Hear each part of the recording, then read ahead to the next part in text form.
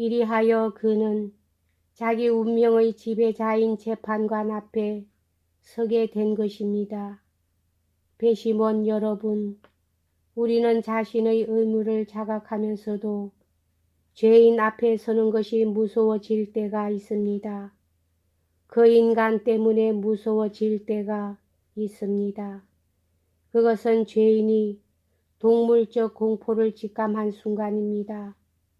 다시 말해서 진퇴유곡의 처지에 이른 것을 느끼면서도 여전히 적과 싸우고 동시에 앞으로도 끝까지 싸울 생각을 하고 있는 순간인 것입니다. 모든 자기 보존의 본능이 마음속에 일어나 그는 자기 자신을 구하려고 초조해 하면서도 꿰뚫는 듯하고 궁금한 듯한 괴로운 듯한 눈초리로 여러분을 바라보며 여러분의 뱃속을 읽으려고 안색과 생각을 살피면서 적이 어느 쪽에서 쳐들어올 것인가 몸을 도사리는 한편 자기의 산란한 마음 속에서 일시에 수천 가지 계획을 짜보다가는 역시 감히 입 밖에 내질 못하고 자칫 발설하다가는 큰일이다 하고 생각하고 있는 것입니다. 이것은 인간의 마음의 천한 구석이자 그 순환의 편력이며 자기 보존의 동물적 갈망으로서 참으로 무서운 것입니다. 때로는 예심 판사마저 소름이 끼치게 만들어 죄인에 대한 동정심까지 일으키게 하는 것입니다. 실제로 그때 우리는 그것을 목격했습니다. 처음 그는 당황하고 무서워서 자기의 명예를 더럽힐 말을 두세 마디 내까렸습니다. 그 피, 그건 인과 응보다 이런 소리를 하더니 곧 자신을 억제했습니다. 무슨 말을 해야 할지, 어떻게 대답해야 할지 그에게는 도무지 준비가 되어 있지 않았습니다. 그저 아버지의 행사에 대해선 죄가 없습니다. 라는 말만의 부정이 준비되어 있을 뿐 그것이 당장의 방벽이었으며 그 방벽 저쪽에서 그는 다시 방책 같은 것을 만들 생각을 하고 있었습니다. 그는 우리의 신문에 앞질러서 황급히 최초의 자성자박 같은 외침을 취소하려고 하였습니다. 말하자면 하인 그리고리의 죽음만은 자기에게 책임이 있다는 것입니다. 그의 피를 흘린 것은 납니다. 그러나 아버지를 죽인 것은 누굴까요?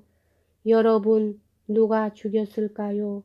만일 내가 아니라면 누굴까요? 하고 말입니다. 어떻습니까?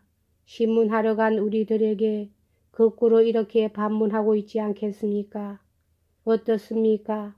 그는 만일 내가 아니라면 하는 따위를 앞질러서 실토하고 있습니다. 이것은 동물적인 교활한 지혜입니다.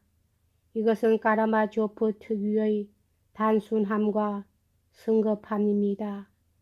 내가 죽이지 않았다. 내가 죽였다고 생각하기만 해봐라. 그냥 안 둔다. 나도 죽일 생각은 했습니다. 여러분, 죽일 생각을 하기는 했습니다. 하고 그는 부랴부랴 자백했습니다. 그는 당황하고 있었습니다. 네, 형편없이 당황하고 있었습니다. 그러나 나한테 죄는 없습니다. 내가 죽이지는 않았습니다.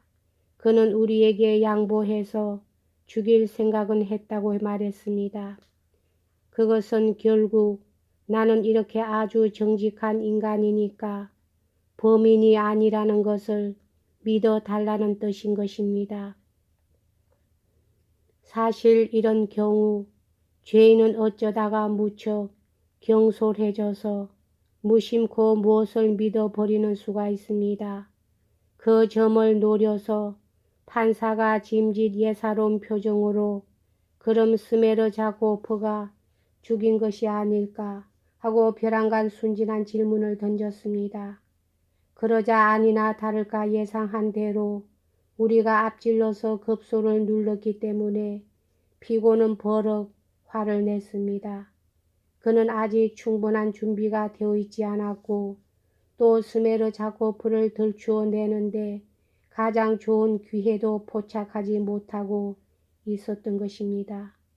그는 여느 때와 같이 금방 극단으로 나가서 스메르 자코프는 죽이지 못한다. 그 사람은 살인할 사람이 못 된다고 열심히 항변하기 시작했습니다. 그러나 그것을 믿어서는 안 됩니다. 그것은 그의 교활한 지혜에 지나지 않습니다. 그가 결코 스메르 자코프라는 생각을 포기한 것은 아닙니다.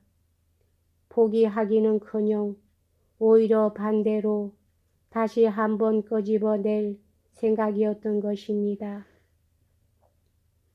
왜냐하면 스메르 자코프 이외에 아무도 끌어댈 사람이 없었기 때문입니다. 그러나 지금은 좋은 기회를 놓쳐버렸으니 다른 기회에 그렇게 하자고 생각한 것입니다. 그래서 그는 다음 날이나 혹은 며칠이 지난 후에 적당한 기회를 보아 자기 쪽에서 어떻습니까? 나는 당신네들보다 훨씬 더 스메르 자코프를 변호했습니다. 그건 아시겠지요.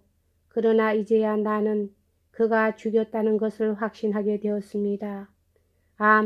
그놈이 아니고 누구이겠습니까? 이렇게 외칠 참이었던 것입니다.